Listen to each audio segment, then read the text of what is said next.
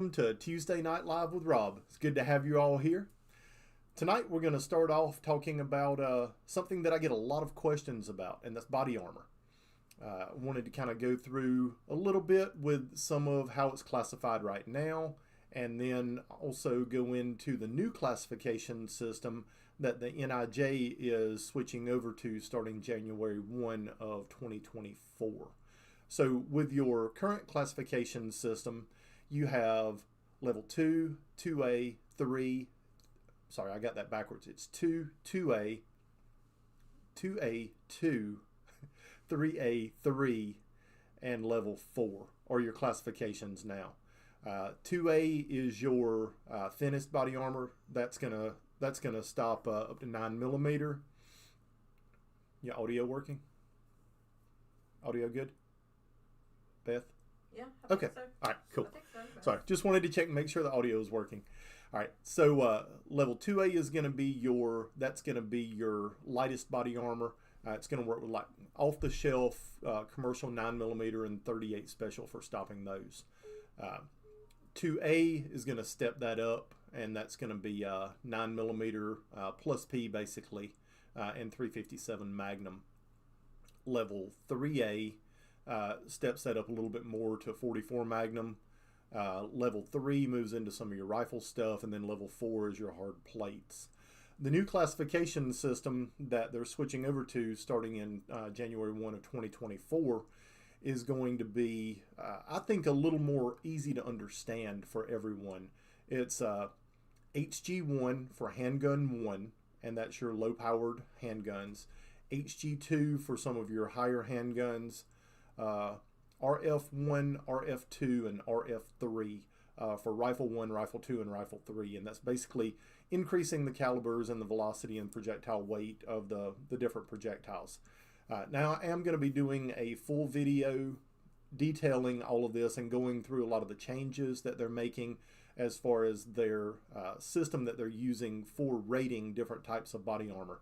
Basically, what the military has done, they've moved over, or I'm sorry, what the NIJ has done is they have adopted a lot of the policies and procedures that the military uses for rating body armor. And I think it's going to help streamline the body armor characteristics and the body armor testing methodology that NIJ is using and make that more parallel with what the military uses. So, upcoming video on that really soon. And now that we talked about that, I just want to let you guys know that our live videos are now being placed into a podcast format as well. So for all of you out there that spend time in your vehicles driving or want to fall asleep to my lovely voice every night, you can pop up a podcast and listen to the podcast while you fall asleep or while you drive. And that's available through our YouTube channel as well. You can just click on the podcast and let them play from there.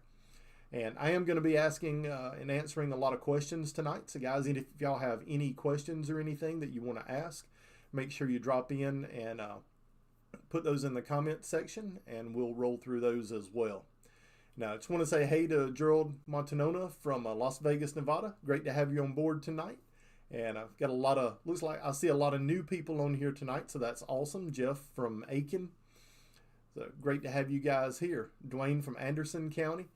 That's awesome. We got people from all over the country popping in tonight. And so for those of you that missed it earlier today, we did a live with Sensible Prepper from 12 o'clock to 1 o'clock. If you guys missed that, make sure to pop over to his channel and check out that live we did earlier today. Don and I do a live on Sensible Prepper every Tuesday from 12 o'clock to 1 o'clock p.m. Eastern Standard, and a lot of great content on there for everyone that's in the prepping community or that are just prepper minded and want to have things in place, in case of a natural disaster or anything like that. One of the things I was talking about on there today was a cyber attack in Pennsylvania a couple of weeks ago on their water system, which was really, really concerning. Apparently it was an Iranian group that went in and was a cyber attack on the water system in one of the counties or parishes in Pennsylvania, and they were able to shut down the water system in that area. So, water is one of the things that we have to survive. You can only live 3 days without water. So it's a good idea to keep an eye on things like that are happening in other parts of the country, and just know that our water systems and our power systems are very susceptible to this type of thing happening. And it's a great idea to make sure that you have extra supply of water on hand, especially if you rely on city water to deliver your water to your house. Keep some extra water on hand, as well as a filtration system in case something does happen, so you can have a way to be able to filter your water and provide clean drinking water for yourself and your family. So got some people in here from Oconee County, South Carolina. It's a beautiful area. And John Richardson, my buddies from Maine. Good to have you here tonight, John. And Jason from Knox Vegas. Knox Vegas. Okay, I'm with you. I'm slow. Knox Vegas, Tennessee. We got the Popcorn Jack 52 from the Palm Coast of Florida. And Peppy from Chucktown. Peppy D's Nuts. Or is that PP? I don't know. Dwayne Booth says Texas grid was attacked as well. Interesting to know. I haven't seen anything about Texas, Dwayne. I'll have to do a little research on that. But these things are happening all over our country, guys. We need to make sure that we're aware of things that are happening and make sure we stay on top of that. Citispell, we had a little joke earlier today. Don was talking about keeping female hygiene products on hand, and I made a little comment, and I was like, so Don, what female hygiene products do you recommend keeping on hand? Kind of put him on the spot. The look on his face, I'm sure for you guys that saw that today, was absolutely priceless. So Citispell, thanks for bringing that up. That was great today. If you guys haven't seen that, you really need to go back and watch that episode from today. It was awesome. Daryl Ostin, great meeting you at Suits Nation. Darren, it was great to meet you as well, and great to get to do a little shooting with you. John White, hello from Oregon. John, good to have you here tonight. Awesome. So, guys, let's talk about some new products that we have coming out here at Wheaton Arms should be in January, that we're working toward right now, trying to get them ready to release right before SHOT Show. So we've been working really hard this year on a new trigger system for the SIG P320, and it's a complete redesign over everything that's out there right now, whether it's from SIG or some of the aftermarket stuff. I don't want to go into too much detail and give too much away, because there's things can have a tendency of finding their way into other manufacturing shops, so I don't want to give away too much. But let's just say the new trigger system for the SIG P320s, and it's for all of the SIG P320s, the X5s, the compacts, the full size. It will drop in and fit any of them, and it'll come with a spring kit that will allow you to adjust the trigger pull from 1.5 pounds up to about 4.5 pounds. But it is going to be an incredible trigger system. We've done some work with it to address the issues with the pistol being able to fire. I'm sure you've all seen the pistols firing in holsters, especially with law enforcement. We've done some stuff to address that, to prevent that from happening, as well as a lot of other really cool features that's going to allow the pistol to work with 99% of the hand sizes that are out there. Wink, wink. So keep an eye out for that. We'll have some stuff coming up in the next few weeks with maybe some little teaser photos and stuff like that with the new triggers coming out. So for you guys that are out there with a SIG P320 and you're not happy with the trigger system that you have in it right now, keep an eye out. We've got some awesome products coming for you guys. Jason Parton says tampons are good for through and through. Pads are good for pressure bands. That's absolutely correct. PPD's Nuts says, Robbie, are you making triggers for the micro dagger? I have not had one of the micro daggers in my hand yet to be able to see what kind of trigger bar and trigger system they're using in that pistol. If it's using a modified Gen 5 trigger bar assembly in it, no, we don't have anything for it. If it's using a trigger bar assembly that's similar or like the ones that's used in the 43, 43X, and the 48, then yes, our triggers will work in that. I've been trying to get one of those, but I'm sure any of you out there that have been trying to get one of the micro daggers know those things are very, very difficult to get. When they pop up on their website, you get the notification from Matt PSA on Facebook, and as soon as that thing pops up, boom, they are gone. They're extremely popular right now, and I understand why. It's a great design. I really like the frame, the way the pistol's put together. PSA did a really, really good job with it. So hopefully they're going to be picking up production with those pretty soon, and they're going to be more readily available. But right now, that's been a tough one to get. So as soon as I get my hands on it and I'm able to test out the trigger bar assembly and see what they're using in it, I'll be able to answer that question better for you. Gerald Montanona says, Robbie, since you're big on PSA, which PSA do you recommend getting? So with the Pelham State Armory AR-15s, what I recommend is not necessarily all the different handguards and buttstocks and all of that. That's all a personal preference thing. Get a rifle from them that has a Carpenter 158 bolt and a rifle that has one of the FN cold hammer forged barrels. That is the heart and soul of the rifle. Everything else makes the rifle work better, perform better, things like that. The muzzle brake is going to help reduce recoil and muzzle rise. A good trigger is going to help you be more accurate. A free float handguard is going to help improve the inherent accuracy of the rifle by isolating the barrel from any tension that you can put on the handguard. A buttstock and a pistol grip that's comfortable to you, those are all personal preferences. The big thing to get is make sure you get a Carpenter 158 bolt and get one of the 1-in-7 twist cold hammer forged barrels from FN that they sell. Other than that, the rest of the stuff is just kind of pick as you go. I like a longer handguard, 15-inch rail. I've got big long monkey arms, so I have to have something that fits my frame, and the 15-inch handguard works really well for me. Fixed buttstock or collapsible buttstock, it's kind of personal preference with that. Once again, it's just kind of what fits you. One really nice upgrade that I do like for the AR-15s, if you're looking to get the most compact package that you can get, is a 14.5-inch barrel with a mid-length gas system, a pinned and welded muzzle brake, and a folding stock from Deadfoot Arms. Their folding stock assemblies allow you to shoot the rifle with the stock system still folded, unlike a lot of the other folders that are out there. So I'm a big fan of the Deadfoot Arms folding stock assembly. So not sponsored by them or anything, just a great product, and check those guys out. They're a little bit pricey, but it works, and it works extremely well. Dwayne Booth says, what's the difference between a muzzle brake and a suppressor? All right, so this is going to be a fun little topic here.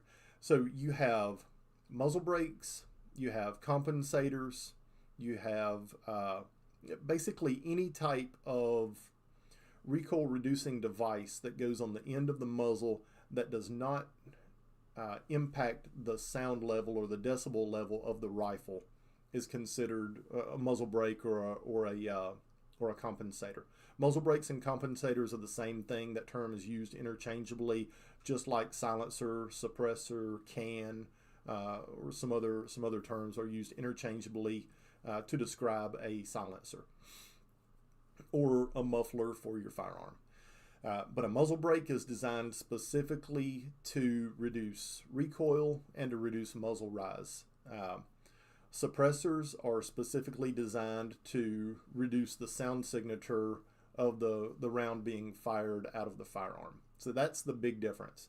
A lot of your suppressors or silencers that are available now come with a muzzle brake or work in conjunction with a specifically designed muzzle brake.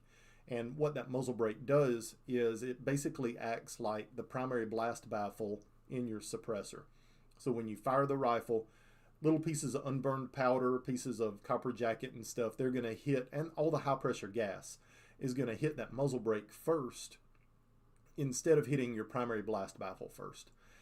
And it allows the muzzle brake to be essentially a consumable first blast baffle in your suppressor. So you you may burn up the muzzle brake.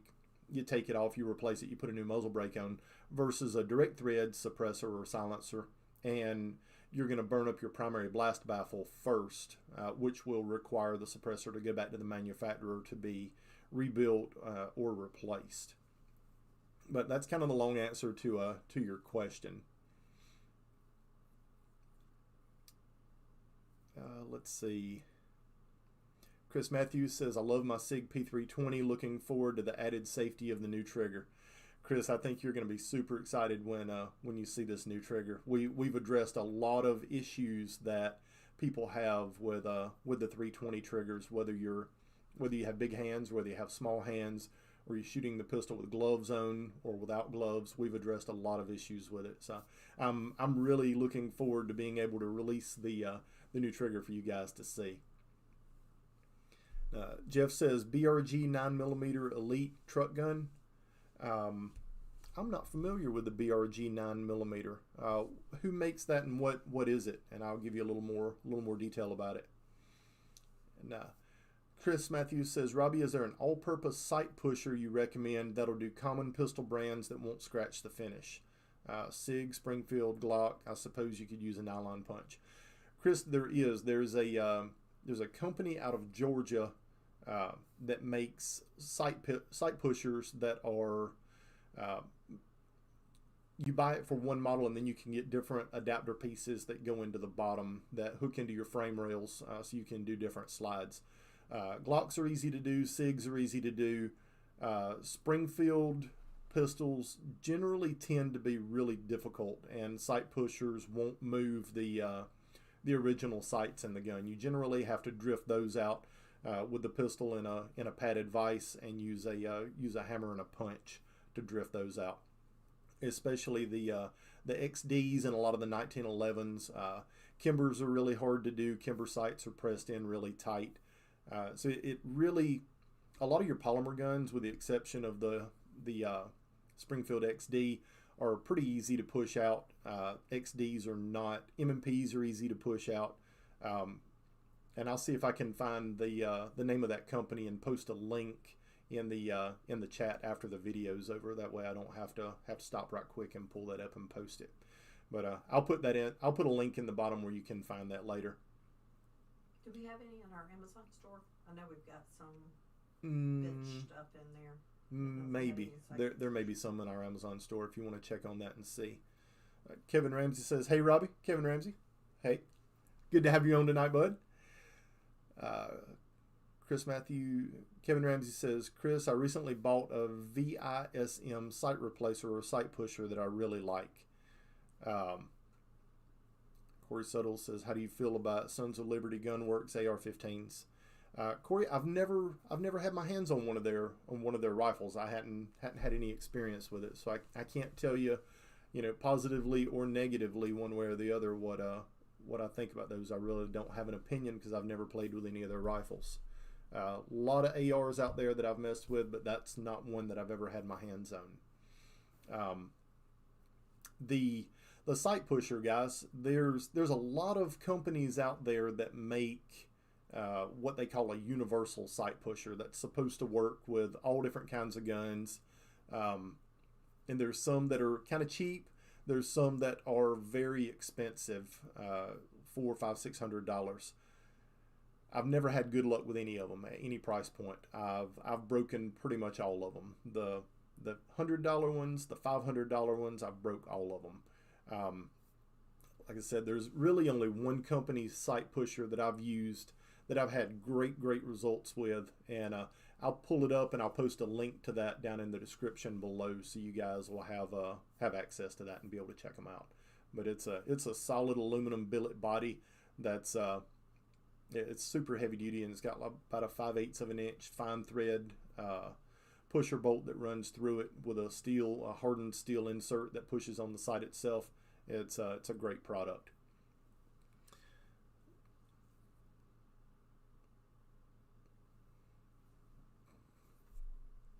All right, guys, that's about all that I have on the sight pushers tonight. David Jansen just popped in and said hello from St. Augustine, Florida. David, good to have you on board tonight, and hope to be able to share some great content with you guys. Corey says, how about the Diamondback AR in 308? Corey, I've had great results with the Diamondback series of firearms, their AR-15s and their AR-10s. So that's definitely one that I would recommend. The only downside to it that I've found, the Diamondbacks have a larger gas port than I like, so it's a good candidate to put an adjustable gas system on. It tends to be overgassed some, so which works very well for extraction and ejection, but you also get more felt recoil from it as well because it's driving the bolt carrier group back harder.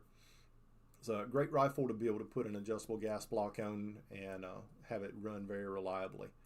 As far as AR-10s go, I'm a big fan of the Aero Precision AR-10s. Those are very, very good shooting rifles. I've built a bunch of them on their parts with the Aero or the Ballistic Advantage barrels. They're the same company. But I've built a bunch of guns over the years with their stuff and had great results with it. The only negative that I've found with the Aero Precision AR-10s is their gas port size. Their gas ports are actually undersized, and I've had some cycling issues with their rifles over the years. I normally, if I get one of their barrels for an AR-10 or even one of their completed uppers for an AR-10 when they have good deals on them, the first thing I do is pull the gas block and the handguard off and oversize the gas port about 6 to 8 thousandths. That really helps the guns to run really well and eliminates the short stroking and stovepiping. An easy way to test an AR-15 or any semi-automatic rifle to make sure that the bolt is cycling fully is to load a single round in the magazine and fire a single round out of the magazine and make sure that it locks the bolt back on the bolt catch. Not locking back on the magazine catch or locking back on the bolt carrier, that the bolt moves back far enough to lock back on the bolt face and on the bolt catch. So it's just a little trick that I've learned over the years that I use to test ARs if I'm having cycling issues or if a customer brings me a rifle that's having cycling issues and not shooting really well. Reliability issues, failure to extract, failure to eject, it's double feeding. That's one of the first things that I do to test that rifle is load a single round in a magazine and shoot it and make sure it's locking the bolt back properly. Jeff says, made in Turkey, looks and feels like my Springfield XDM. Picked up cheap, came with extra mag, case, speed loader. And which firearm is that, Jeff, that you picked up that was made in Turkey? Go back and look in the chat. Oh, the BRG 9mm Elite. Mm-hmm. I gotcha. Okay, yeah, that one. Let me do a little research on that, and I'll post a comment down below later after I have a chance to research it and let you know. Gerald says, I've mentioned this before, but any plan and update for you or Suits to review Stealth Arms Platypus 2011? Yes, that one is definitely on the list. There's a lot of new 2011s coming out, especially since STI's patent has expired, and these companies are able to build the modular gripped steel frames. So that is definitely one that I have on the list that I want to test and review. So I'll reach out to them and see if I can get one to be able to take a look at it.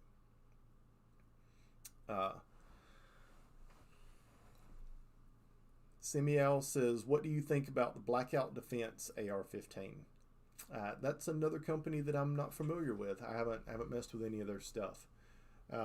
Guys, I tell you, most of your AR-15s that are on the market, the upper and lower receivers are generally produced by one of just a few companies, unless it's a billet receiver that's being machined in-house. If it's a mil-spec AR-15 built on a standard lower, standard upper, they're all about the same. There's not really any benefit or drawback to buying one over another. It really comes down to the roll stamp that's on the side of the receiver that you're looking for. So if you're not particular about a roll stamp, a $39 Anderson receiver is just as good as, pick the name, Colt or whatever, that's built on a mil-spec lower or mil-spec upper. The big thing with the AR-15 is, like I've talked about before, the barrel. and the bolt. Those are the two most important parts of a rifle when it comes to accuracy, longevity, and reliability. There's a reason why our military uses hammer-forged barrels for our troops. It's because they get a very long service life out of those barrels. If they were using a stainless steel barrel, which is great for accuracy, they just don't have the lifespan that you get out of a hammer-forged barrel. Or your 4150 chrome vanadium steels. It's great steel and it makes a great barrel, but it doesn't have the longevity that you get out of hammer forging a barrel. That's why our military uses the hammer forged barrels. That's why for a hard use defensive firearm, I always recommend the hammer forged barrels. And there's a few companies that make those. Daniel Defense, FN in Columbia, South Carolina. Colt does a really good hammer forged barrel. BCM makes a really good hammer forged barrel. Any of those barrels are going to be incredible. And they're going to shoot an MOA-ish with good ammo, or an MOA-ish with crappy ammo. So you're not really gaining or losing anything by shooting really high quality ammo in those, like some of your 77 grain open tip match versus just regular M193 ball. They're all going to shoot about the same group size out of the 1-in-7 twist hammer forged barrels. But the barrel and a good Carpenter 158 bolt, same from one of those companies. And then everything else on the rifle is just to improve the performance of the firearm itself. A better trigger is going to allow you to shoot it faster. It's going to allow you to shoot it more accurately and have quicker follow-up shots. A muzzle brake is going to do the same thing. It's going to reduce muzzle rise. It's going to reduce recoil and allow for faster follow-up shots. A proper grip that fits your hand and positions your finger at a 90-degree angle to the trigger is going to allow you to shoot the rifle faster and more comfortably. A buttstock that actually fits your length of pull, it fits your face and positions your head properly in front of the optic so you're not having to raise your head up or move it down or move it forward or back. A good buttstock is, to me, one of the most important things with a rifle. I'm left-handed, so I put an ambi safety on all my rifles. I put an ambi bolt release on all my rifles. I do the ambi magazine release on all of my rifles and the ambi charging handle. That's going to allow me to manipulate all the controls on that firearm, whether I'm shooting strong side or weak side. It's personal preference, but for me, it's from running these rifles for almost 30 years. Those are things that are important to me. No matter what I'm doing and how I'm shooting, is the ability to be able to manipulate all the controls on that firearm, both right-handed and left-handed. Corey Settle said, could I put a arrow upper on the Diamondback, like if I want a longer barrel and maybe a 6.5 Creedmoor? The answer is probably. What you would need to measure are the front and rear takedown pins, and make sure that the front and rear takedown pins on the Diamondback lower are the same diameter as the takedown pins on the Aero Precision upper.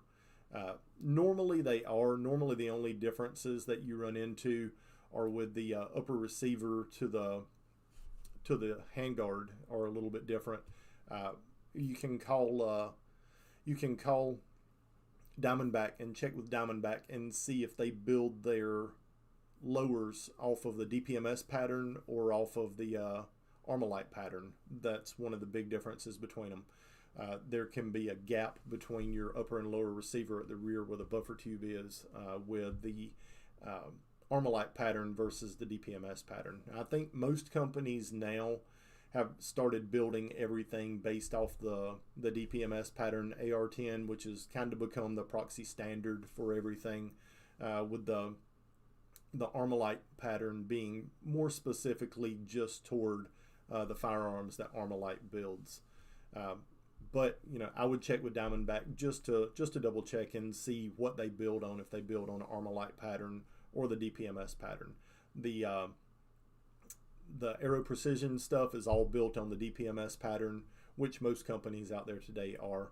So the DPMS pattern will work on your Diamondback lower. Dwayne Booth says 303 is a great rifle, but ammunition is hard to find. Dwayne, I feel your pain. I've got a really nice Enfield sniper rifle from World War I in the safe, and that's one of the few rifles that I have very, very little ammunition for. You know, you can pick up some milsurp stuff from time to time, but a lot of that is corrosive.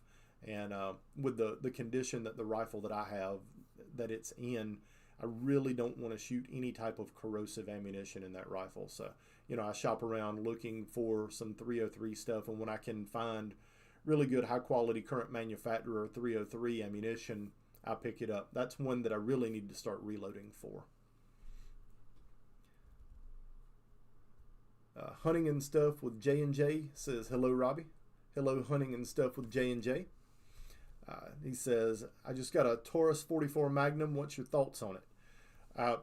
The Taurus 44 Magnums I've had kind of mixed results with. They work really, really well when they're new. And I'm speaking of some of the older stuff. I don't have any long-term experience with some of their newer 44 Magnums that Taurus has released. But the older stuff would tend to shoot loose over time and start running into some issues with it. The newer stuff, from everything that I've seen from Taurus, a lot of the manufacturing issues that they've had in the past, they have corrected. The good thing about Taurus is if you do have a problem with it, if something breaks, if something fails with it, you can send that firearm back to Taurus and they will repair it free of charge. They do have a great warranty. It's a little aggravating having to ship your gun off to have it worked on if something happens to it. The only other downside that I have with Taurus stuff is they don't sell any parts for their guns, so you can't put spare parts back in case something happens to their gun long term. That's really the only big negative that I have with it. But they tend to be very accurate guns, very reliable guns, especially the newer stuff that they've released. But if you have one of the older Tauruses, just kind of keep an eye on things and make sure nothing comes loose with it, and especially screws that tend to vibrate loose, your crane screws, your action screws, side plate screws and stuff like that. You may want to put a drop of blue Loctite on those to help hold those screws in place so they don't vibrate loose while you're shooting it. And if you do start, having questions about it, something doesn't feel right with the gun, send it back to Taurus and have them go through it and freshen it up for you. Blackout Simial says Blackout Defense builds their own barrel is dual taper locked. I'll have to do a little research on them. I'm not familiar with that company, but it sounds like they're doing things right. I'll pull them up and take a look at their stuff and check it out. And thanks for letting me know about them. There's a lot of, especially in the AR-15 market, there's a lot of companies, newer companies that have popped up that are building stuff that are more of a boutique shop that build awesome, outstanding products, but they just don't have that Smith & Wesson big company brand recognition because they are a newer company. So yeah, I'm looking forward to doing a little research on those.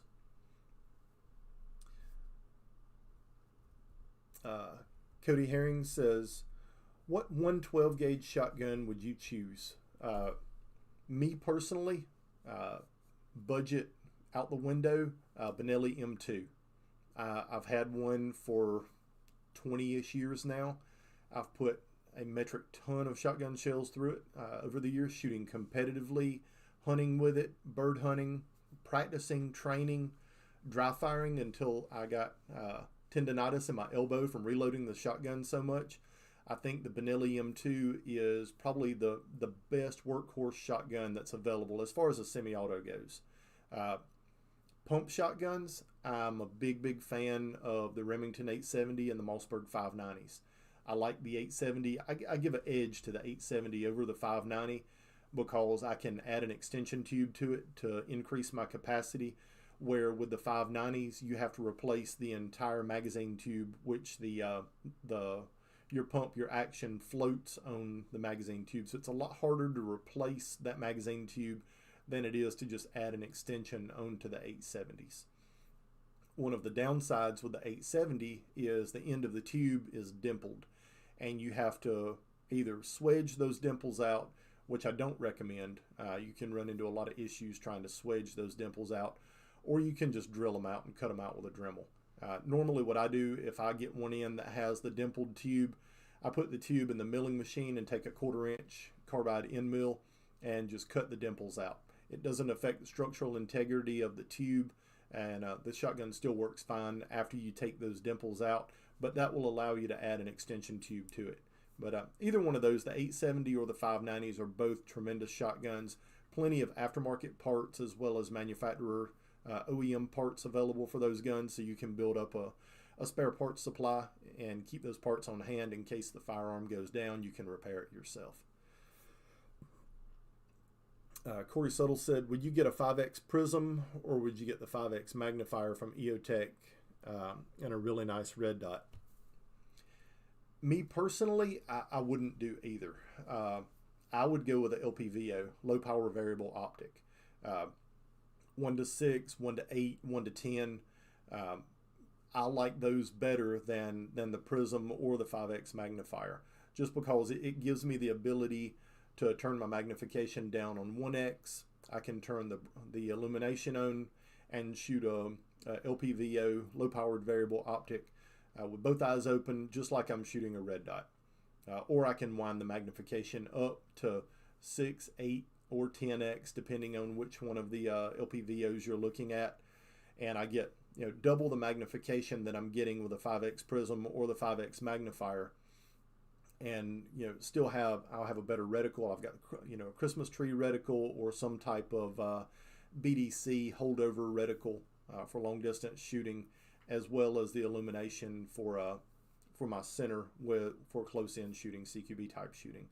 So the LPVO is my choice over both of those. If I was nailed down and somebody said you have to have a Prism or you have to have the 5X magnifier, I would probably go with the 5X magnifier, just because I can roll the magnifier out of the way and use the red dot as a standalone for 200 yards and in, or roll the magnifier back up if I need to stretch out longer distances. Chris Matthews says, Cabela's and Bass Pro had 303 British last 2 times I've gone, and that was fairly recent. Chris, that's good to know. I will have to check them out and see if I can scoop some of that up for my infield. KH says, hi. Hi, KH. Good to have you tonight. Dwayne Booth says, Winchester manufactures 303 and Academy and Cabela's carries them under the Herder's brand name. That's good to know as well. I haven't saw any at my local Academy. We've got one just a few miles from us, and I haven't saw any 303 Brit there. But I'll dig a little harder next time I go and maybe ask the guy behind the counter if they've got some. Maverick 88. Yep. So the Maverick 88 is basically a Mossberg 500 or Mossberg 590 clone. And it's been a great shotgun. I really haven't saw a whole lot of differences between the 88 and the 500 series shotguns. One of the big benefits to the 88 or the 500 is the thumb safety is on the tang of the receiver instead of on the trigger guard. So it's a good ambi safety. It's easy to manipulate whether you're right-handed or left-handed, and it's easy to tell if the safety is on or off. You can just roll your thumb up there and push forward or pull back on it. There's some great companies that make oversized thumb safeties for those that go on top of the receiver that make it even easier to manipulate that safety. But that is one feature with the Maverick 88s or with the Mossberg 500s or 590s that I think set that shotgun above and apart from all of the other shotguns, is the fact that the safety is truly ambidextrous and not just a crossbolt safety like you get on most of your other shotguns. Me personally, my shotguns, me being left-handed, I reverse the safety on it, which is great for me, but it's not great for anyone else in my house that picks that shotgun up and takes it out to use it, because you're always used to, you push it from right to left to be able to fire it, or you push it left to right to put it on safe. All of my shotguns are reversed, so anytime we're out shooting, my boys and I, or my wife and I, that's one of the things that I have to point out to them, that my safety is reversed on my shotgun, so they know it. Corey Suttle says, I see your point. That said, what brand LPVO? Corey, it really comes down to price point, how much you're wanting to spend on it. In the $200 to $300 range, Primary Arms makes excellent 1x6 LPVO that will do just about everything that you want to do. They also make cantilever mounts that will extend the scope forward some, so it works without compromising your eye relief at the rear. You basically want your ocular lens at the rear to be flush with the charging handle on the rifle for you to be able to get proper eye relief on it. And a regular 2-ring system won't allow you to move your scope far enough forward to get the proper eye relief. If you're looking for something a little higher end, Swarovski makes a great one. Leupold makes a great one. I think both of those companies do a 1x8 and maybe a 1x10 as well. I was trying to remember the brand name of one, and it's escaping me right now. If it comes to me, I'll pop it in later. But me personally, I've been using the Primary Arms. They make a higher end series of scope. It's around $1,000, but they make a 1x10 that is absolutely incredible, and you can get that in a first focal plane or a second focal plane scope. But I've been using one of those for the last 5 or 6 years, and it has been a tremendous scope. But with that being said, they're 1x6s. I've got several, 5, 6 at least, of their 1x6s on different ARs, and their 1x6s are great. The clicks on the turrets are very positive. It's very easy to set the scope. It repeats. It's very repeatable, and it's got a great ballistic reticle in it. Dimitri at Primary Arms, that designs all of their reticles, is a savant when it comes to reticle design. I think he has some of the best reticles on the market, and he does a ton of research into the reticles prior to them going into production on their scopes. Haha says, I'm here finally, been watching you forever on Sensible Prepper. It's awesome. Great to have you over here tonight, and good that you could join in with us. Scott Zeich says, thoughts on a TX22 compact. The TX22 is a great little pistol. I've had great results with it. It's been very reliable, accurate. I really don't have any negatives for it. I think it comes with a lot of bells and whistles that you don't see on like the Ruger Mark IIs or some of the other pistols that are available today. The TX22, I think, as far as a backpack gun, or maybe even something that you were going to use for Steel Challenge, is a great option.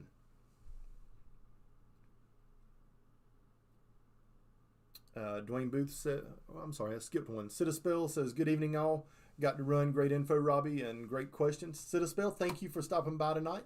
And if you're not able to finish watching, you can catch us on the replay that I'll post up on the website, or you can catch the podcast later as well. See you later, bud. Dwayne Booth says, Robbie, what do you think about the Ruger LR22 pistol? I'm going to have to pull that one up right quick. Give me just a second.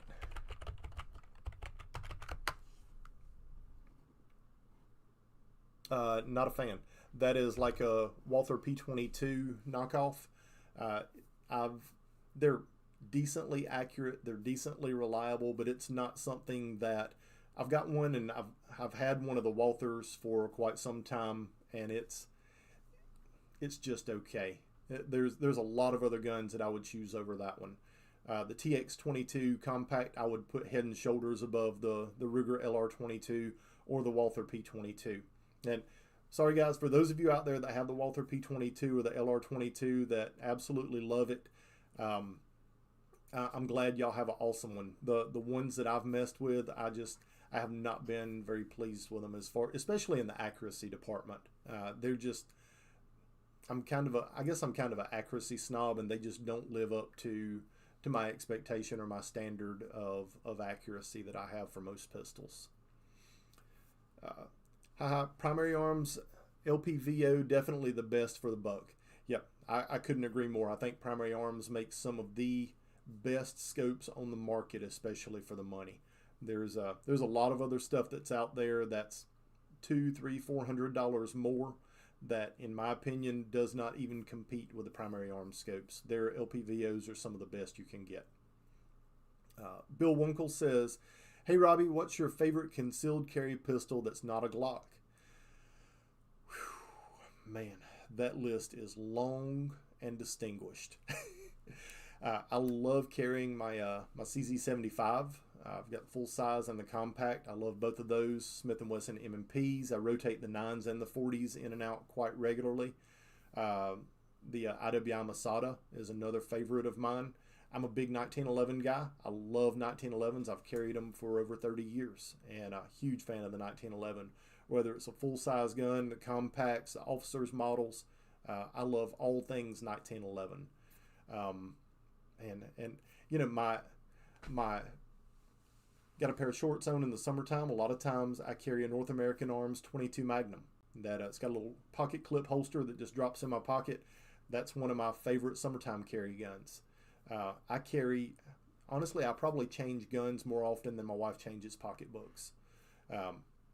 And that's saying a lot because she loves her pocketbooks.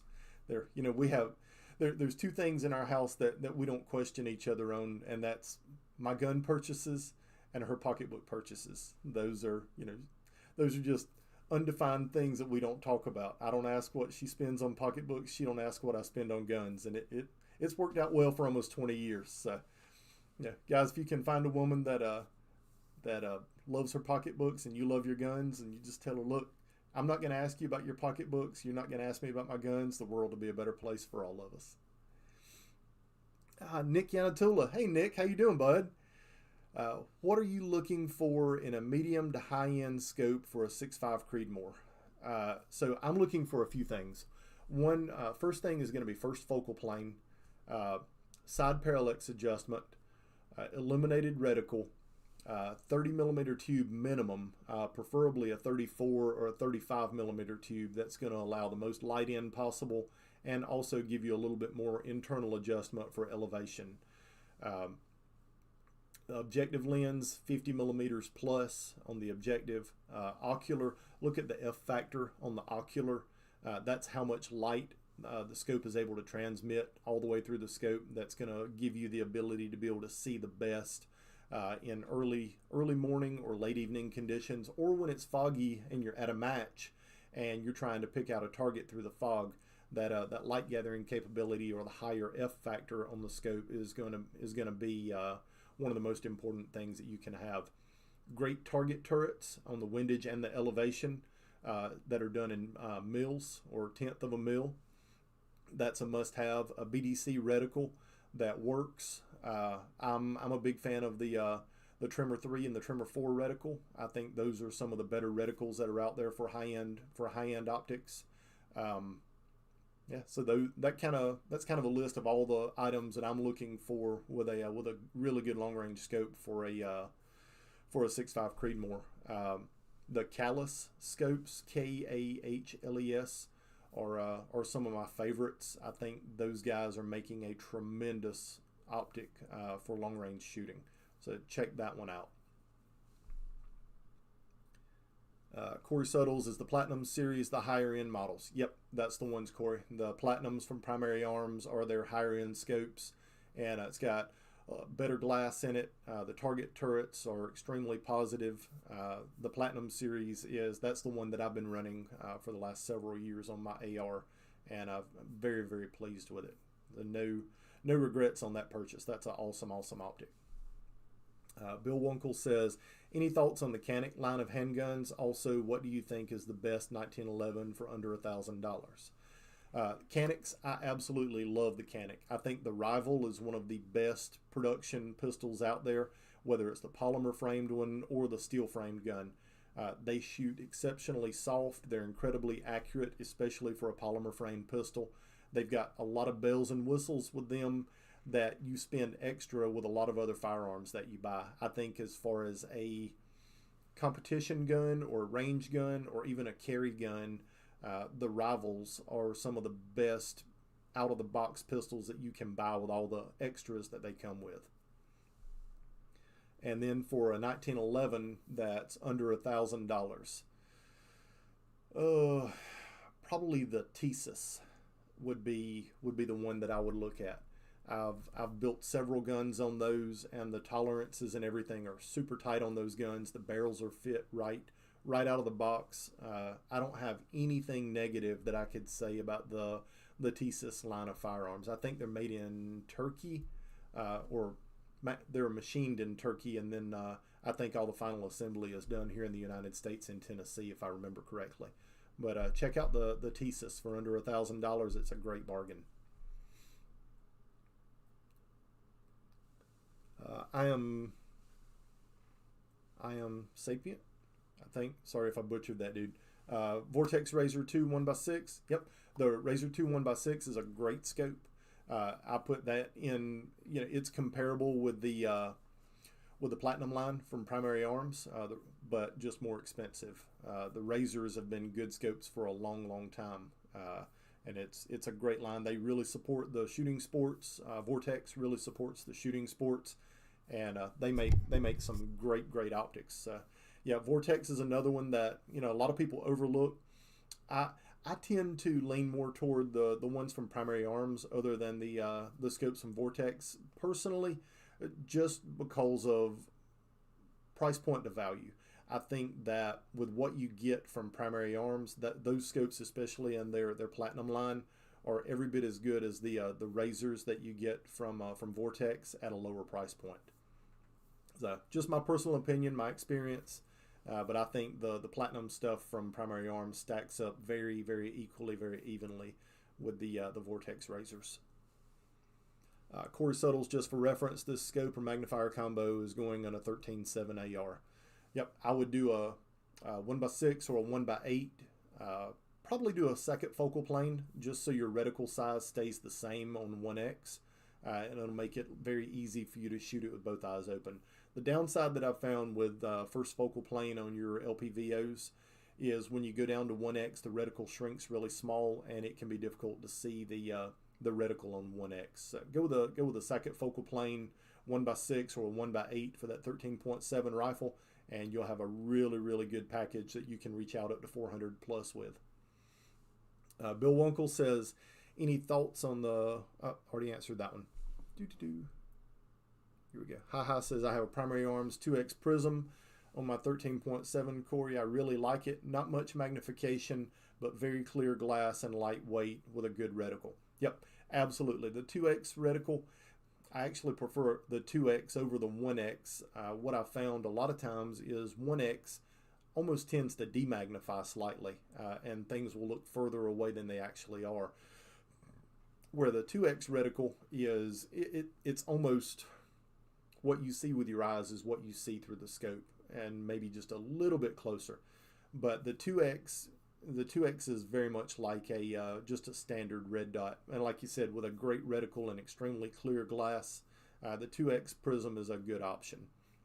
One of the things I do like about the Prism over a red dot is, even if something happens to your scope, battery goes dead, whatever, the illumination quits working, with a red dot, you're SOL. You're out of luck. You're not going to have anything that you're going to be able to see other than a blank screen. Where the Prism, if the battery goes dead, you're still able to see the reticle, and you're still able to shoot that rifle with that optic on it. Same thing with your LPVOs, especially the second focal plane stuff. Even if the illumination goes out, your battery goes dead, whatever, that optic is still usable and serviceable without the illumination. And Corey Settle says, haha, thank you very much for the recommendation. I'll definitely look into it. Yeah, the Prisms, especially the Primary Arms Prism scopes, are very good. And if you're limiting to your shooting distance to inside 300 yards, the 2X Prism is a very good option. You're still going to be able to reach out to 300 with it, still be able to make your shots, have illumination, have a great reticle. But for shorter distance stuff like that, the 2X Prism is a very good option. And Corey says, awesome, I really appreciate all the help, guys. When did you say to expect the P320 triggers? We're shooting for right around SHOT Show with those, which is the middle of January, 15th, 20th of January, somewhere around there. We're going to try and get some little teaser photos and stuff up sooner than that. And once we finish a little bit of prototyping and tweaking with them, we'll and get those up, we will possibly be doing some pre-orders on those as well, if I can twist the Bossy Lady's arm into it. But about 4 more weeks, and you guys should be able to start seeing some stuff on those. L. Robert Van Dyke says, question, Robbie, how do I get an optic to work under night vision, PVS 14 helmet mounted?